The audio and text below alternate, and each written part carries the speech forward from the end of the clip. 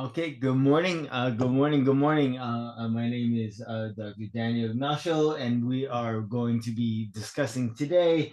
We'll be beginning our St. Jude Brain Injury Network Cognitive Workshop. Good morning, everyone, for coming in. And so, just as a disclaimer, the opinions voiced in this workshop are those of the hosts and do not necessarily reflect Providence St. Jude Medical Center. The content provided in this workshop is for informational purposes only and is not intended as medical advice. So please consult with a healthcare professional for advice regarding any medical condition or treatments. And so for Zoom etiquette, right? We are meeting here. However, please remember to mute your microphone when you're not speaking to reduce the background noise. Um, uh, Also, please use if you would like to speak or ask a question, please use the hand raise function at the bottom of your screen.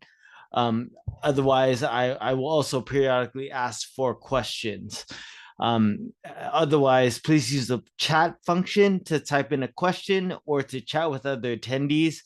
Sharing of any and all resources is greatly appreciated.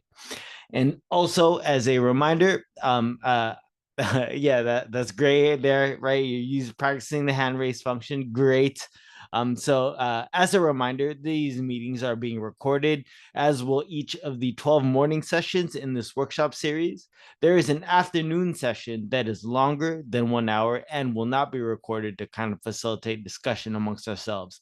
Should you be interested and more comfortable with attending the later session instead, you can attend both the morning and the afternoon sessions, and you can switch from week to week. So the recording will be available as soon as possible via email and via our YouTube channel. The recording will only include presenter mode, so there's no one's video will be shared, and your voice will only be recorded if you speak. So otherwise, use the chat to answer your questions. So good morning, and tomorrow will be my 17-year anniversary. I am a survivor of a quote unquote severe traumatic brain injury. Keeping updated on our newsletters, you can sign up for a newsletter at sjbin.org at the bottom of that website. So let's get started. Lisa? Oh, hello. Yes, yeah, you had a question there, Mike? Yes. How do I chat? Oh, okay, excellent. So go into the bottom of your screen. There should be a green button there, but then so if you take a look to 1, 2, 3 button icons from the left of that green button, there's a chat function where it will open up a chat panel, and you can type in a chat to folks in the room. Okay. Yeah.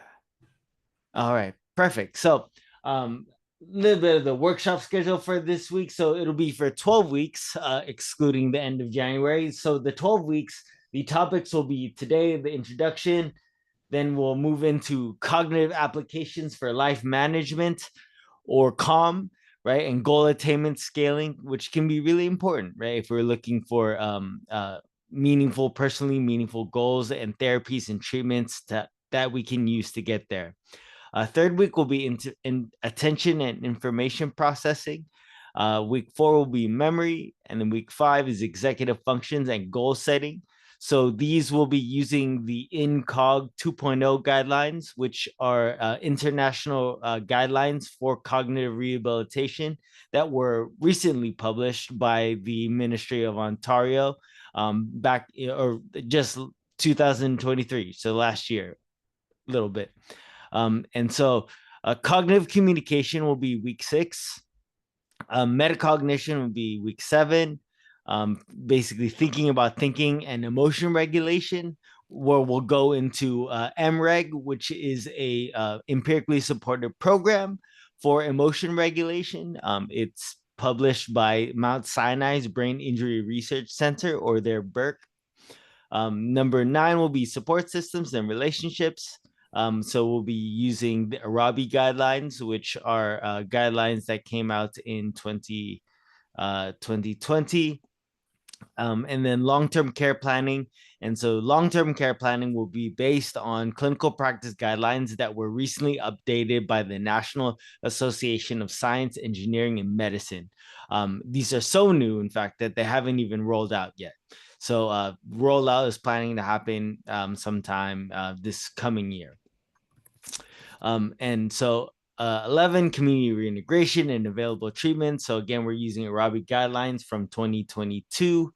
And then, of course, our workshop would not be complete if we did not have an entire dedicated session for sharing strategies, right? With this think tank feedback, the things that you have been helpful with, that you've tried that are helpful, right? Part of this whole deal is that we are here for each other, right? To help survivors helping survivors. And so it's really the premise here of these platforms.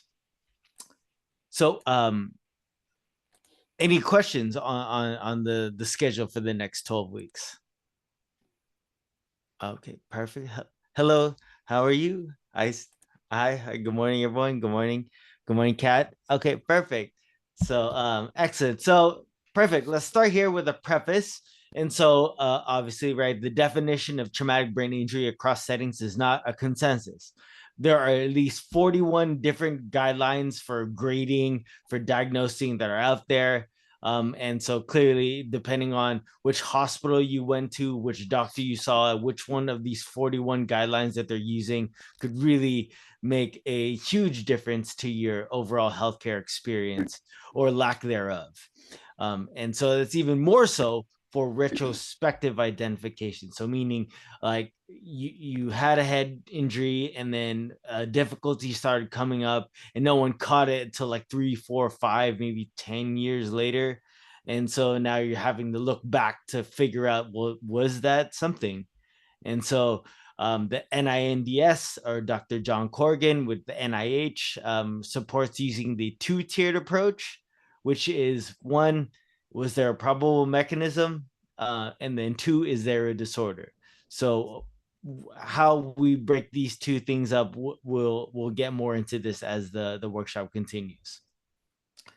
And so the severity, quote unquote, severity is being reconceptualized currently on brain injury, right? Before it was like based all on loss of consciousness, basically, and gap of memory, which clearly is a disservice.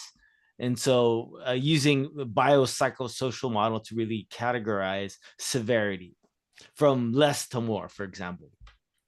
So to describe this, right, risk, we are going to use the stress diathesis model, which is, taken out from inpatient rehab. And so this is basically the idea that diatheses are vulnerability. So how vulnerable we are to disorder, or vulnerable we are to the effects of brain injury, is dependent on a whole host of things.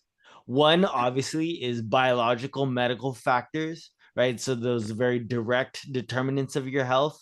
Other things could be comorbid conditions, mental health conditions, sleep wake disorders, which we will be having Dr. Stephanie Howell coming into our groups on Friday. So if you're interested, she is the Director of Research Integration for the Center of Neuroskills in Texas. She's an expert in the field of sleep-wake disorders and brain injury, and will be coming to speak and giving a presentation on this Friday at 12 p.m. Pacific Standard Time. Other diatheses could include traumatic stress, either traumatic stress from a car accident, from an assault, or it could be traumatic stress that happened very, very early on, like early adverse childhood experiences. All of those things have been associated with persistent post-concussive symptoms following head trauma. Other things could be like family and peer support. So these are incredibly important, right? Low SES, insurance access, quality insurance, healthcare access, these social determinants of health. So of course, if we take a look here at this graph here, on the left, we have someone who had a quote unquote a severe traumatic brain injury, lost consciousness, for a very long time, for a month. And so the idea here is the greater the diathesis or your vulnerability, the less stress is needed, like a concussion or an MTBI, for an individual to experience a disorder. So, for example, this person here on the left had a quote unquote severe TBI, right? Comatose, lost consciousness for over 30 days, right? But then had very lot of protective factors and low vulnerability, and as a result has favorable mental health outcomes. And so that dotted line, diagonal line, refers to on the left is favorable mental health or mental health outcomes, and on the right is less favorable health outcomes. And so that person there on the left got a very quote unquote severe TBI, but because of vulnerability, low vulnerability, high protective factors, they have good outcomes. And conversely, on the right, this individual on the orange had high vulnerability, low protective factors, and so Vanessa, can you mute that person? Thank you. And so the person here on the right has just needing a little bit of stress in order to have poor outcomes. And so part of what we're understanding here is brain injury is no different, right? And so severity, quote unquote, is based on an acronym CBIM. And so here, this is partly, with Dr. Noah Silverberg. And so the last thing we just talked about was persistent post-concussive symptoms. And so what are they? What are PCS? And so they can be things like headache, dizziness, difficulties concentrating, light sound sensitivity, drowsiness, loss of balance, nausea, vomiting, insomnia, visual disturbances, right? Like anyone experience any one of these? Right. Yeah. So, a rhetorical question, but I mean, it drives the point well, right? And so, using the ICD criteria, three or more persistent post-concussive symptoms is seen with over 55% at 3 months after injury, up to 50% at 6 months after injury, up to 50% at 12 months after injury, right? And so on. So at least half persists a good amount of time. And so persistent symptoms are related to problems with like returning to work, increased health utilization, uh, problems with quality of life, right? Disruption in your family or your other relationships. And so it's estimated that at least 5.3 US citizens are living with a TBI related disability. So if we consider that up to 50% are still experiencing symptoms following 12 months after injury, that year after year after year, right? If we're getting, upwards of 2 to 3 million concussions per year, 1.5 million, half of that, right? 1.5 million persisting still every year, right? Then we can see that up to 5.3 million US citizens are experiencing a TBI related disability. And and part of that might be due to having 2 or more chronic neuropsychiatric diagnoses as a result of the head trauma and possible mismanagement and misdiagnosis. And so as a response to that, the Centers for Medicare and Medicaid Services, or CMS, right? So Medi-Cal here in our state, or Medicare, right? That's either long-term disability or retirement age. They have recognized brain injury as one of the 22 chronic conditions. And so this was just July of 2024, right? So now it is now recognized as a chronic condition that is eligible for a chronic special needs plans, or a CSNP. And so that is now something that is something to bring up in terms of like customizing your care and your manage your whole health care, right? And your care management and comprehensive coverage are other things that can come with a CSNP, and condition specific benefits. So if you're having headaches, that could be like occipital nerve blocks or medications, or Botox shots or other injections that may be helpful for headaches, which will be a topic of one of our future workshops. So yeah, if you're experiencing headaches, there's a lot that can be done for them. So currently, the current tripartite model, which is really the old tripartite model, is classifying traumatic brain injury into mild, moderate, and severe, right? And it's based on these things here, like loss of consciousness, Glasgow Coma Scale, etc., etc. And so now this has been replaced or being replaced by the NINDS reclassification nomenclature, which happened at the beginning of 2024, which will be replacing with really replacing things to be on more of on a graded scale. So instead of categorizing your brain injury from mild, moderate to severe based on loss of consciousness, it is now going to incorporate things such as clinical markers, which is the loss of consciousness, the Glasgow Coma Scale, alterations of consciousness, but it's also going to include now blood biomarkers, potentially GFAP, neurofilament light.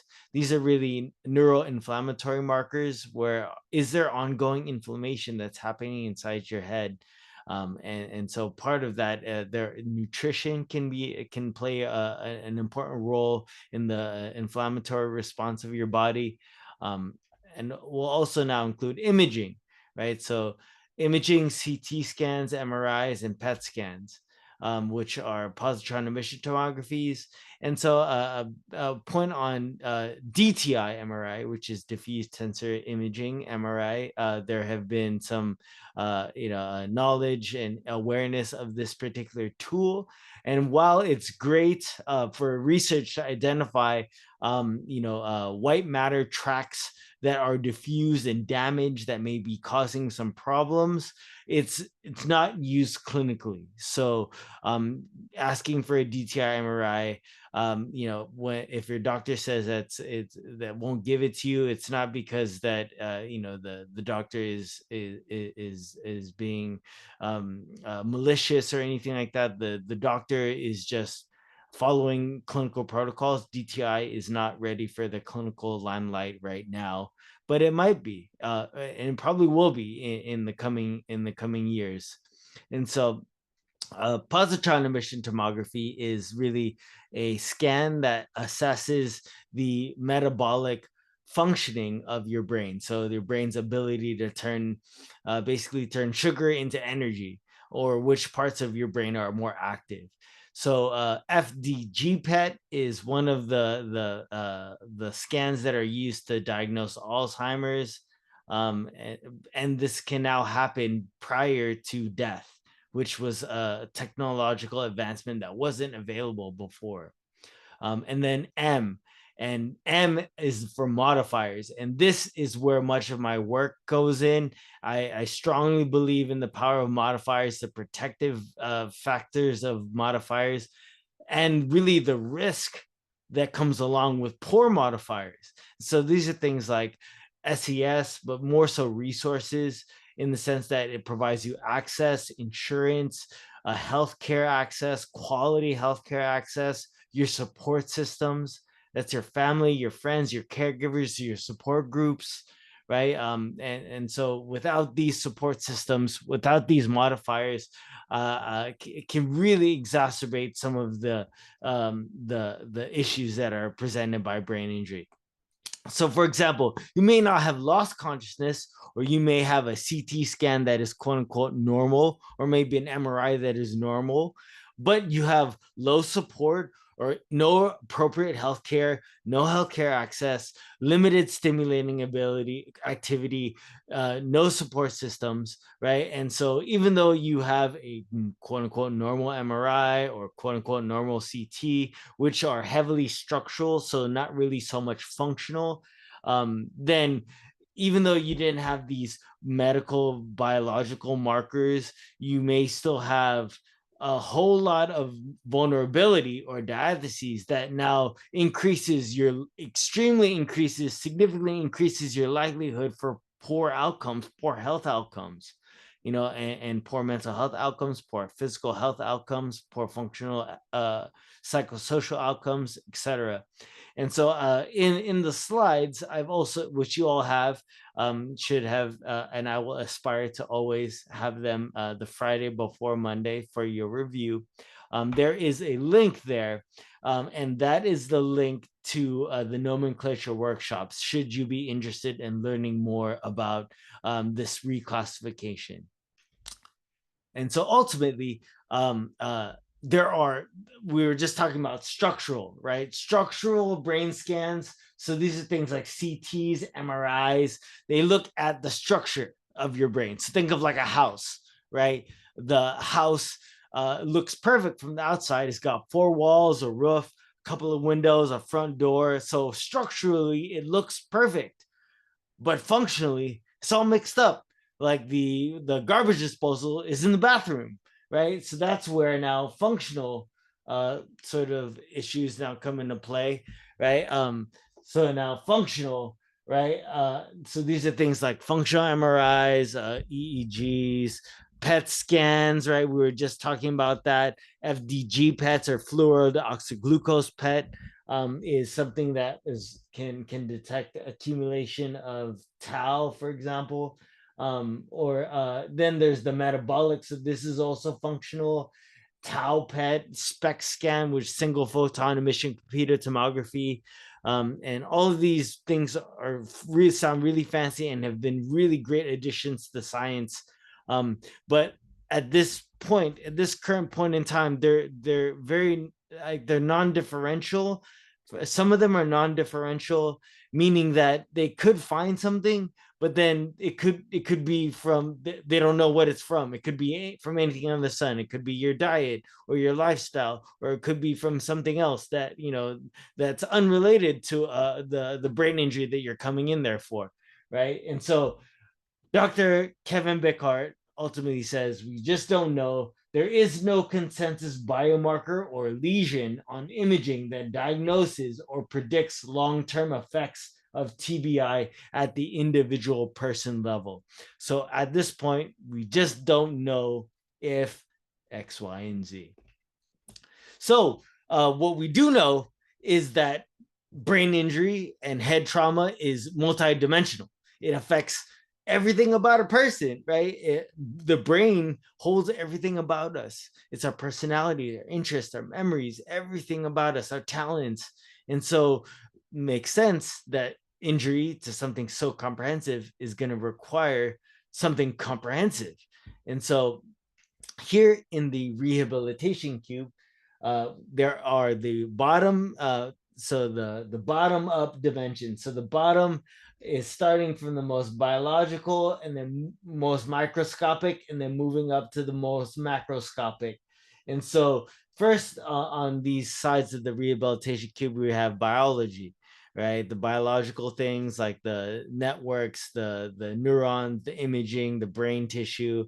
Then how are those damages experienced by us as the survivor, right? And so this is the psychological side of things, right? And so, and then how all of those biological and the psychological, how those are experienced by other people or other relationships that are in our lives, right? And so a big part of this is those social determinants of health, right? Your education, healthcare access, literacy, insurance coverage, right? And rurality, availability of the geographic services in your geographic location, those kinds of things, right? And so all of that is built in now in our culture, right? And so culture impacts like who we are, where we're from, what we perceive to be important.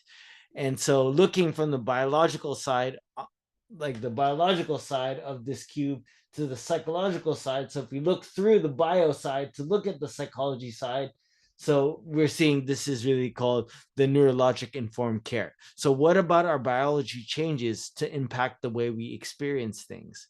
And then vice versa. What about our experiences like trauma impacts our biology, right? What are the experiential embedding of biological embedding of experiences, right? Or what is called trauma informed care.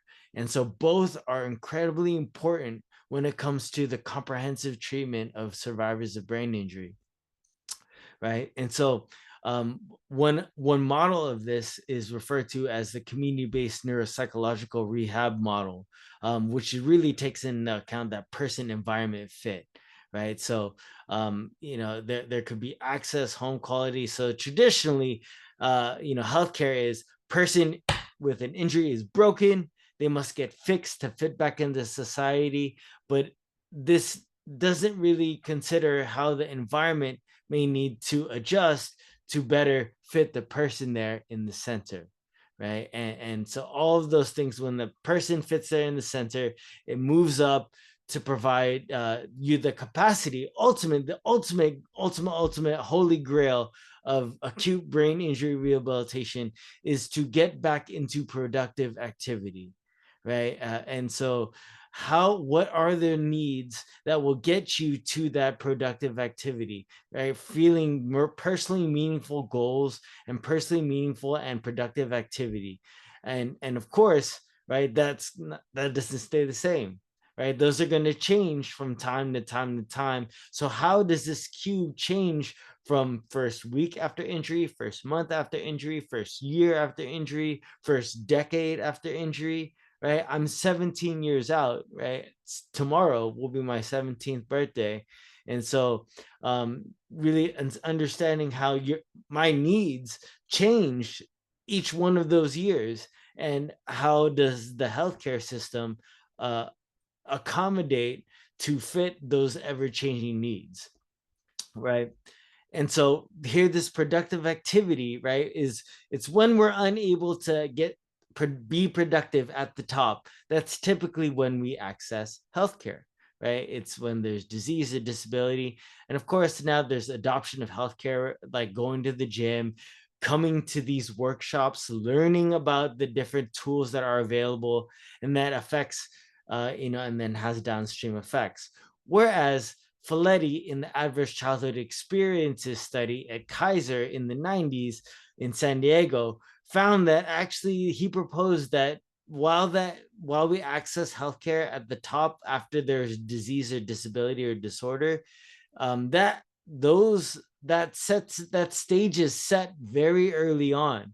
And so this could be from our experiences, our early experiences of trauma, then how that leads to neurodevelopment, and then how our brain develops, and then how our brain develops lays the foundation for our emotional systems, our cognitive systems, right? All of the things that we find important.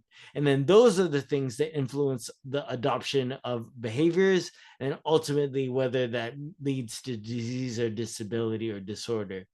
So even though we access healthcare from the top bottom, really these are formed from the bottom up.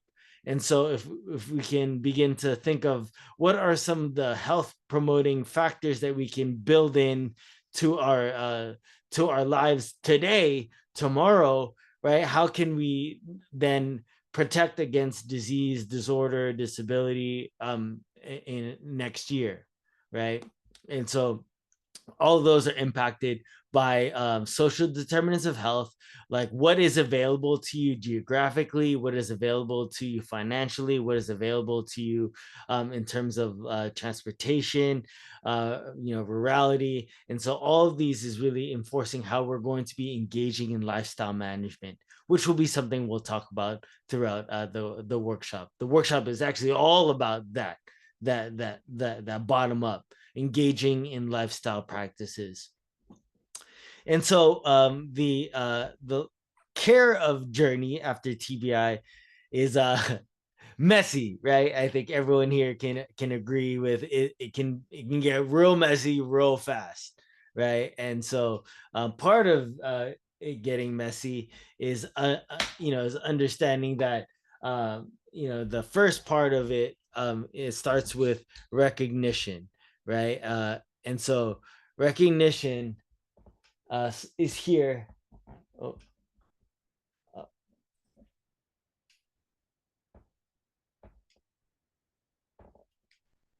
okay. Oh, yeah, recognition right here. We start here. So at some point, we all recognize that there is something wrong, right? That there is a head trauma there that may have some wrong. And so these next couple of steps is where it can get messy. If you have acute care, right, in a hospital, you get classified as a mild, moderate, or severe, right, based on loss of consciousness. And then follow up or lack thereof follow up from your healthcare providers, and then whether or not you're able to access rehabilitation based on finances or insurance, etc., right? And then this is where now the chronic condition stays to happen, right? So after, if you go to medical at all, you'll end up here somewhere looking for rehabilitation, looking for the pieces.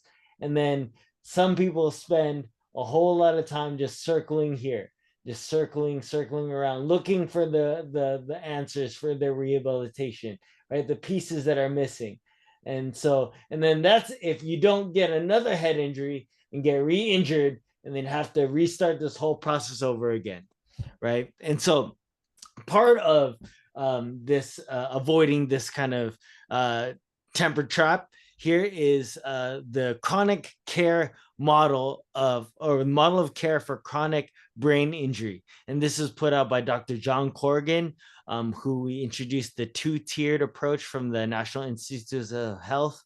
And so he proposed at the end of 2024 the Be Healthy model, which takes into account all the community as well as the healthcare center to assist the person in the center, right? So this image is basically like the pyramid image that we just showed, just in kind of a different way, right? And so the first the principle for the Be Healthy model, there are, I think, 10 of them, which we'll go briefly over right now.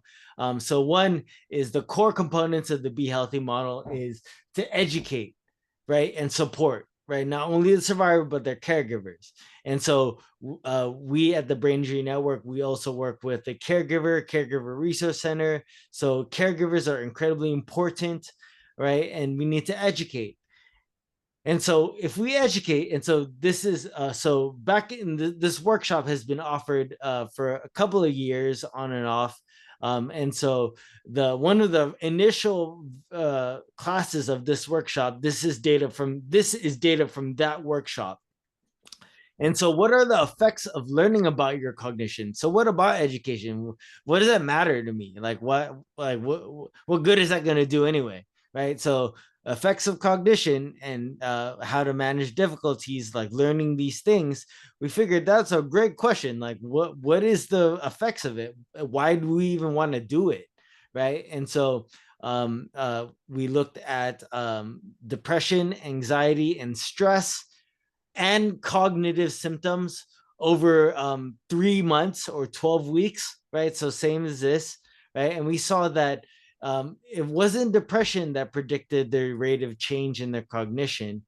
It wasn't really so much anxiety either, but it was stress, right? That's self-reported measures of stress predicted their cognitive symptoms, right? Self-reported cognitive symptoms over 12 weeks, the rate of change.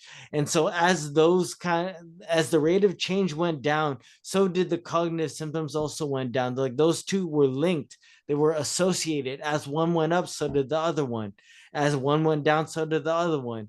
And so what we saw over week one, over the week 1, 2, 3, 4, all the way to week 12, was that this this association between stress and cognition, they were linked, they were associated. As one went up, the other one went up. But over time, week 1, week 5, week 9, week 12, the amount of variability shared went down. So the stress and cognition symptoms, they decoupled over time, so that, as stress went up, cognition didn't really, and those two kind of decoupled. So really, emphasizing the importance of managing stress, and the importance and the value of learning about how your cognition works and how to manage those difficulties. Because if you're able to manage the stress, able to manage your cognitive symptoms, the relationship between those two things decreases over time, really supporting a cost-effective treatment for cognition, right? And stress is cognitive rehabilitation delivered in a group setting, right? Which is important, especially for us, because we're offered at no cost. We'll always be offered at no cost. And so, if you don't have insurance, or insurance is poor, it is a difficult service to access. And so, number 2 is to identify and treat behavioral dysfunction and emotional dysfunction, as well as reduce potential iatrogenic harm. And so, iatrogenic harm is a fancy term for symptoms that come up just for the mere fact that you connected with healthcare, right? So, going to healthcare, obvious example is, so if I go and get healthcare for headaches and I get medication, and then that medication has side effects, right? Like dizziness, nausea. Then the dizziness and nausea, those are symptoms that are iatrogenic in nature. I did not have them if I did not go to medical care, right? Other ones could be, well, what if you go to a provider and they don't know much about brain injury, and then you asking questions about brain injury and them telling you either I don't know, or inappropriate information, that then leads to symptoms of like uncertainty and health anxiety regarding illness, and all of those things are iatrogenic in nature. So part of that is reducing and minimizing that. And so, for example, Siddiqui and colleagues, if you go in and you say depression, or I'm sad, and then like someone tries to treat depression, as in a way that conceptualizes depression different as the same. Siddiqui and colleagues used um, uh, you know uh, uh, electrophysiology to show here that in the default mode network, there was more activity in those with TBI and depression than those without. So, in other words, depression with TBI was electrophysiologically different than depression without TBI. So, though depression with and without brain injury might be different, right, in what they call the TBI affective syndrome. So, just important things to kind of keep in mind. And so, of course, there's prescribing brain injury appropriate treatments. So let's say, for example, like hormone imbalances, right? TMS health, right? So transcranial magnetic stimulation, right? This is another kind of therapies, much like neurofeedback, which a lot of you were talking. Yeah, so like hormones and neurofeedback, I think I just realized I didn't share sound, so it might not come through. So I'll send it out later instead of taking the time to figure it out. So but it was for TMS, right? TMS health and wellness. It's transcranial magnetic stimulation. It has been shown to be effective for treatment resistant depression.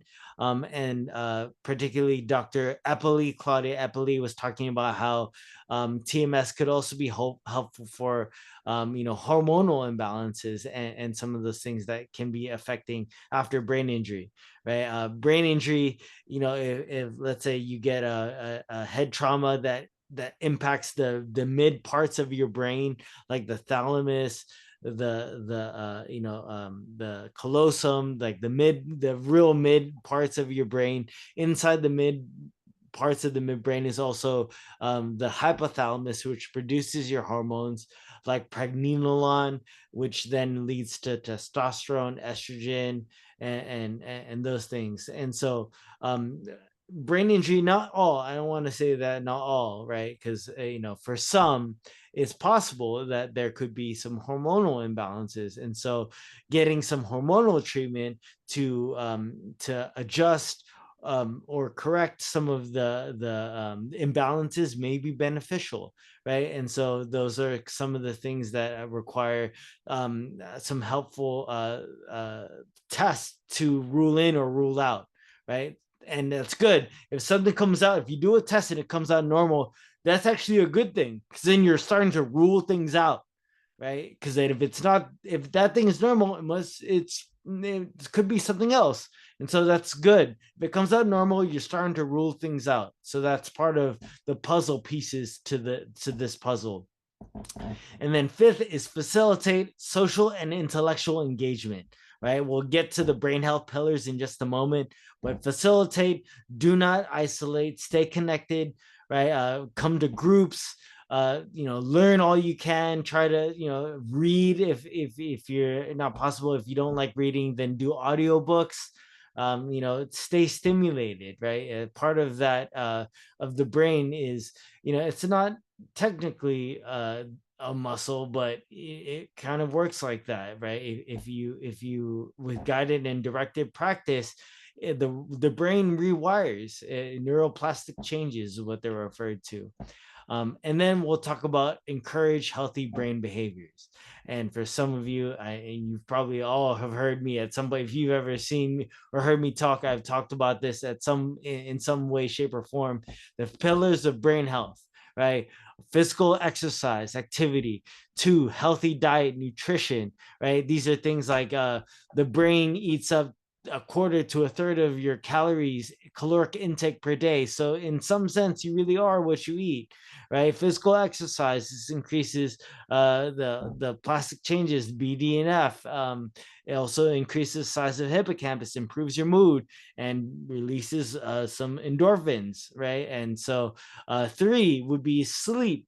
And sleep, third brain health pillar is sleep, either initiation or maintaining sleep. And this could be things like this helps with the consolidation of your memories. Deep sleep, stage 4 deep sleep flushes out those toxins, the lymphatic system. And so if you're not, and so the lymphatic system are those neural trash guys that come to your house every night to throw out your trash, right? And so if you're not sleeping well, you're leaving a full days of work on half days time for these garbage men, for these neural garbage men. And so stage 4 is you have to go through stage 1, 2, 3, 4. You can't skip stages. So if you're only going to stage 1, 2, 3, and then waking up, you can't skip to stage 4. It's 1, 2, 3, and then you got to restart, or you might not ever get deep enough to stage 4, to that really healthy part of sleep. And so looking for about 20% as of your whole night's sleep should be that, and about 7 to 8 hours for adults. Fourth brain health pillar is mental stimulation, and 5 is social connectedness, right? So everyone in this room, right, you're doing that, you're staying connected, love that. And staying mentally stimulated. For me, my mental stimulation happens all day, every day. It's fantastic, right? It comes from St. Jude Brain Injury Network, the Department of Rehabilitation, UCLA Health, the Brain Sport Program, OMID.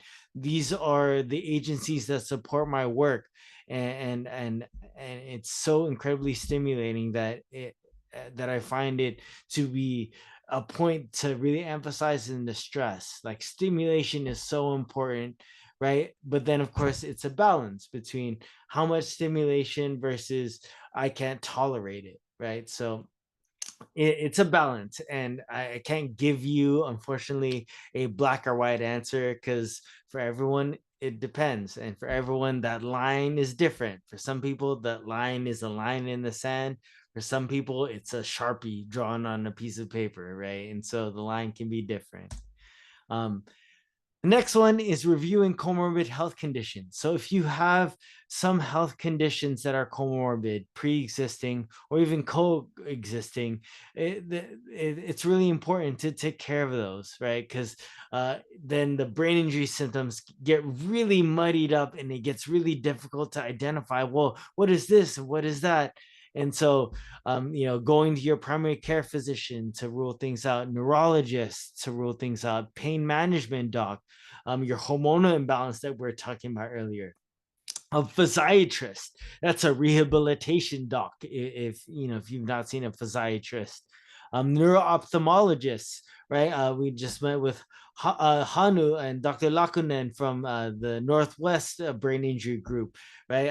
Who's talking about neurooptometry, which is an complement to neuro-ophthalmology, which looks at the structure of the eye, the occipital lobe, the optic nerve, the retina, the cornea, right?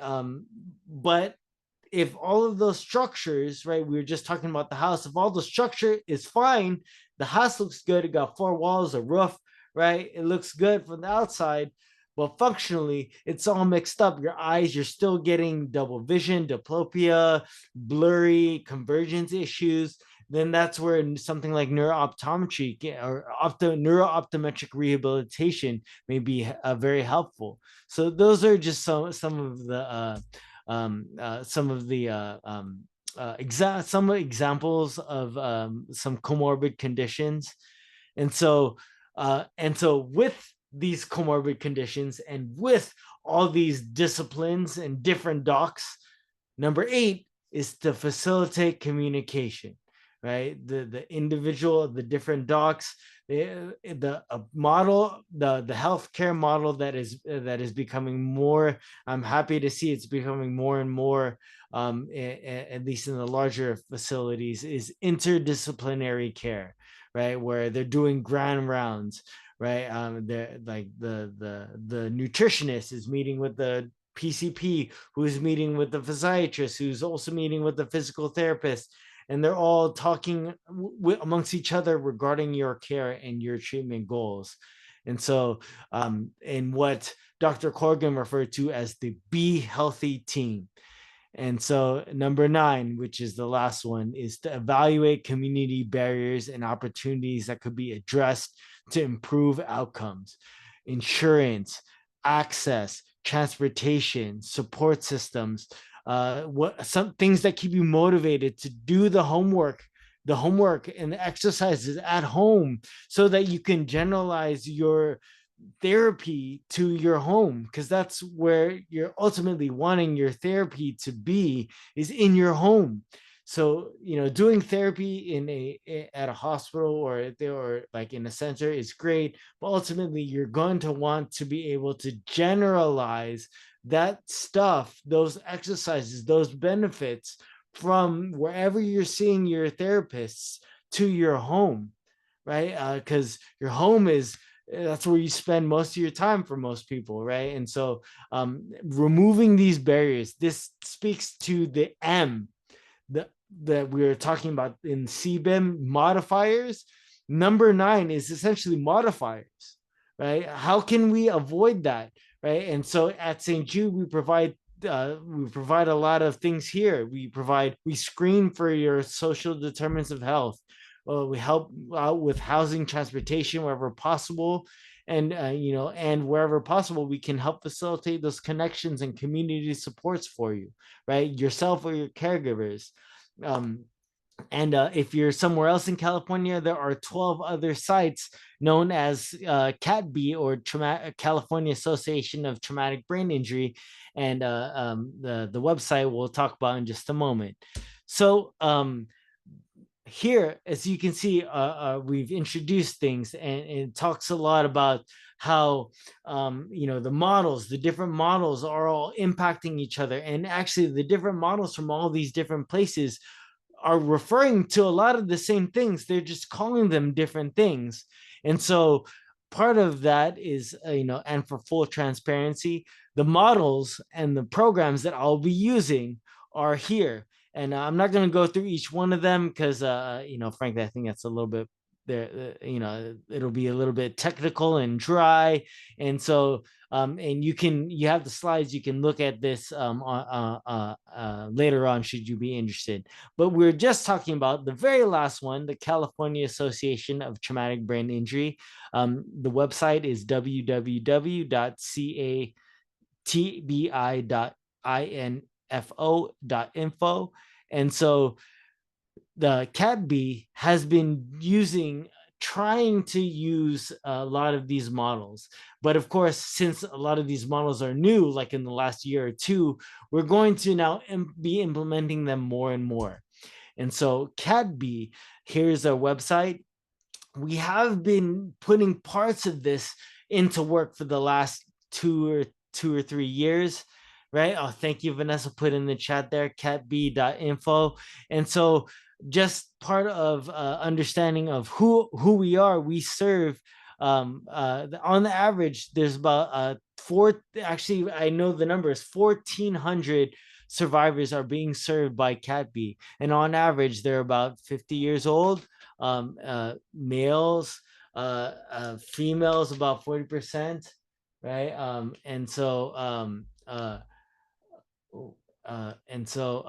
The females about 40%, and then at the bottom, the time since their injury, there have been about 10 years since injury. And so, and if we're talking about the social vulnerability of the neighborhoods, about 43% come from socially vulnerable neighborhoods.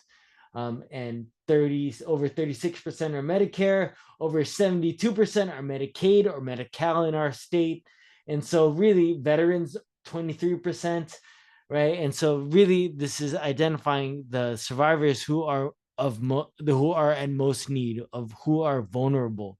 And so injury characteristics of who we serve, mostly falls, and have never lost consciousness. So then by default, right, never lost consciousness, they would be put into the mild bucket, right, or less than 5 minutes or less than 30 minutes. So these folks here will be automatically put into the mild bucket. But we just saw that they're experiencing high social vulnerability, that they're very vulnerable, and like much of them, over 33% never reported getting specific health care attention to their brain injury, right? And so that, why could that be? Social determinants of health. And so really important, those modifiers, the lesson number 9 from the Be Healthy model, the M from the modifiers from the NINDS, right? The modifiers are so important. And so a mechanism of injury, we see that falls and motor vehicle accidents, also matches the United States national rates of falls and motor vehicle accidents as the top 2 causes of brain injury. Other things like psychological measures, like like in our sample of TBI, 1,400 survivors of brain injury, double rates of depression, double of persistent depressive disorder, double rates of generalized anxiety disorder compared to the general public. And so these are things that are impactful, right?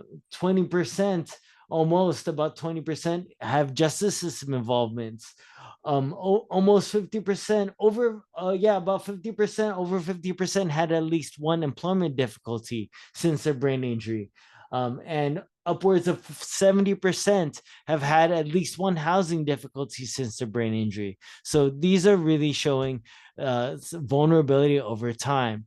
And so, high levels of symptoms, and we see that their depression and their anxiety increases from baseline is 6 months, and so we are evaluating them over time. So let me get.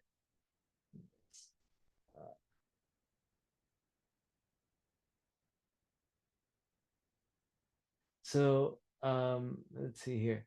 So here's the pointer.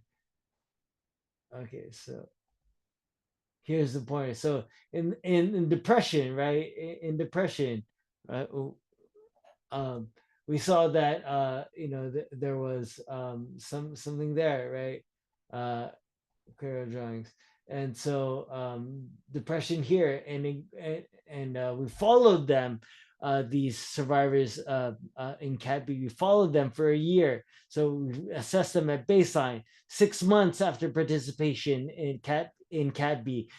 12 months after participation in Cat B. So we followed them for 12 months, and we saw that from baseline to 6 months, their symptoms didn't really change. Same thing from baseline to 6 months didn't really change, but from 6 months to 12 months, we saw a decrease in their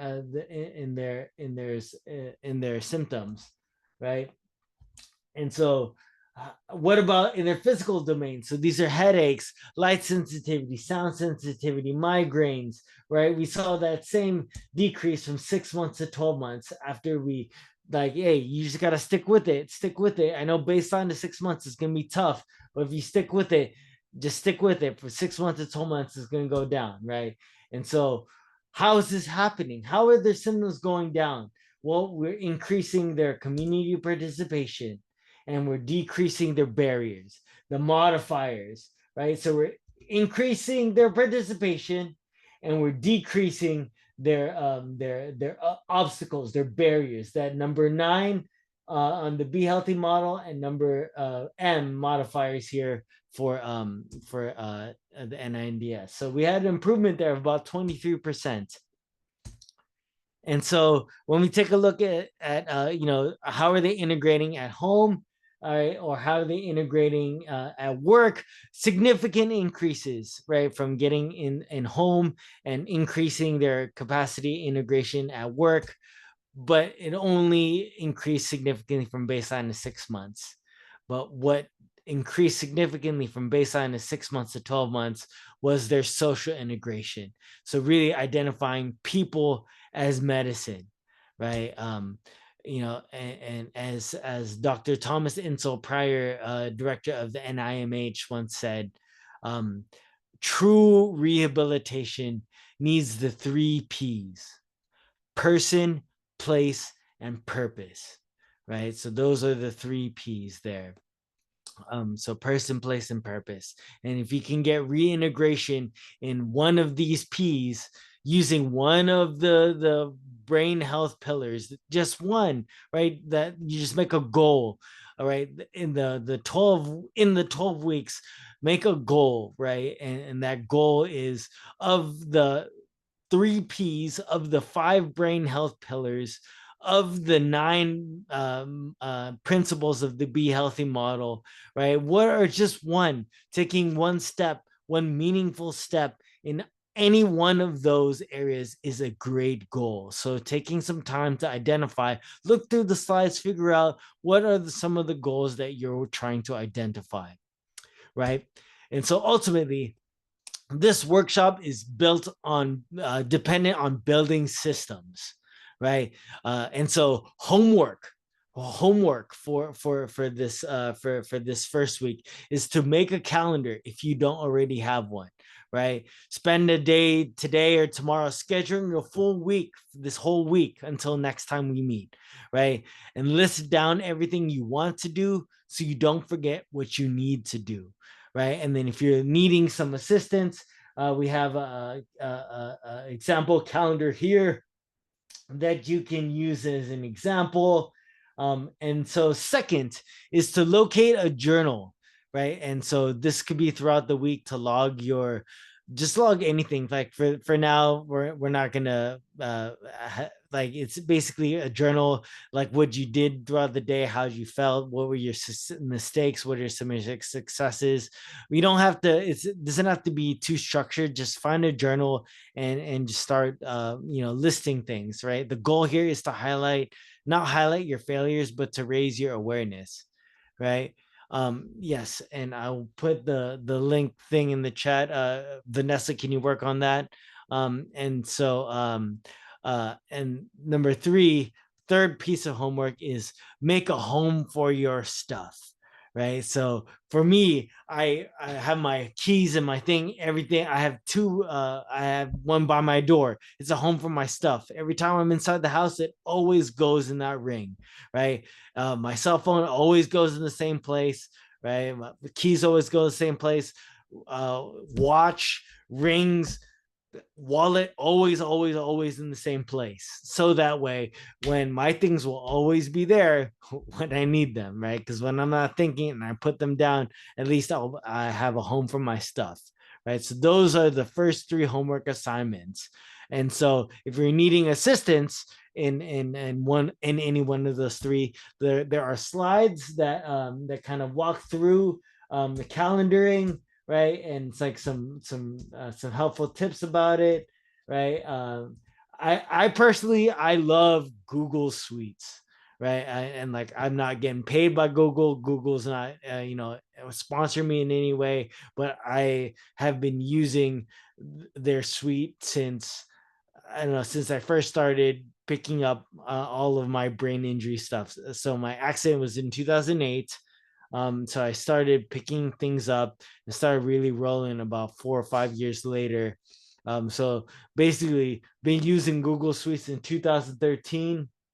And so I could literally go back to my calendar and find what I was doing on this exact day at this exact time 17 years ago, or however long it's been. And so short-term memory assistant, right? That's another way to think about your journal, right? And so these are some things that you can use, some slides that can help you with your first three homework assignments. And so these are the first homework assignment is based on compensatory cognitive rehabilitation, which is a style of cognitive rehab. And CogSmart is free, available at that website, www.cogsmart.com. And so you can go there to kind of learn more. I'm just kind of giving a brief introduction about it. And so that's where it is. A cognitive system is a system of cognitive strategies, right? And so it's all based in in it's all based on these highly cognitive systems, right? Based on strategies, right? So many of these skills that we are recommending are used daily by successful people. And so the more you practice these skills, the more they will become automatic to you and the more helpful they will be. And as you continue to practice them and build them in, practice makes neuroplasticity. Right.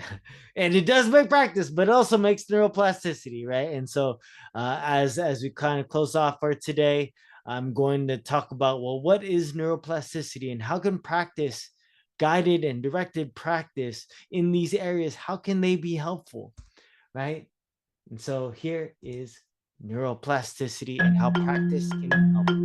Not so long ago, many scientists believed that the brain did not change after childhood, that it was hardwired and fixed by the time we became adults.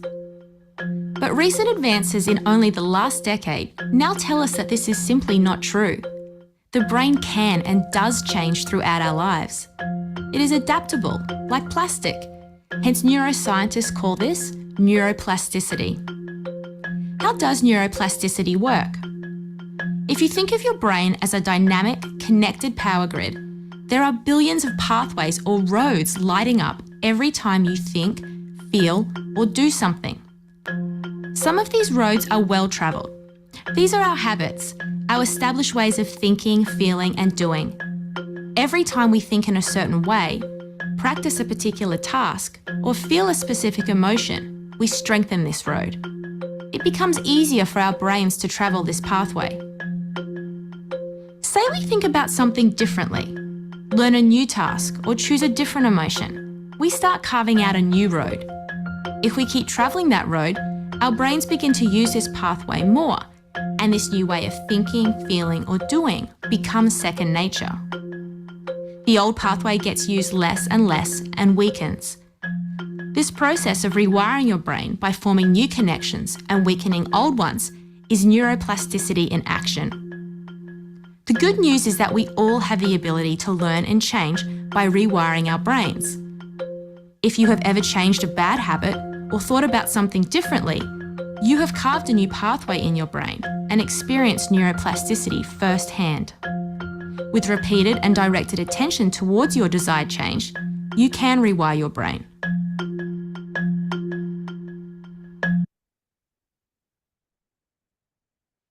Boom. You can rewire your brain, right? And so perfect. And that brings us out to our closing for this first cognitive workshop and introduction to what we will be doing and the models that will be influencing the information that I will be providing over the next 12 weeks. Yes, thank you very much. Excellent. And so we will be meeting again next Monday. And so I will look forward to seeing you all in the coming weeks. And you're also able to be having the same presentation again at 1:30 p.m. Pacific Standard Time in the afternoon. Should you want to come in for a second time, we'll have a little bit more discussion based and it won't be recorded. So I look forward to seeing you all next week. And thank you, Kat. Have a fantastic day, everyone. Thank you, everybody. Bye. Bye.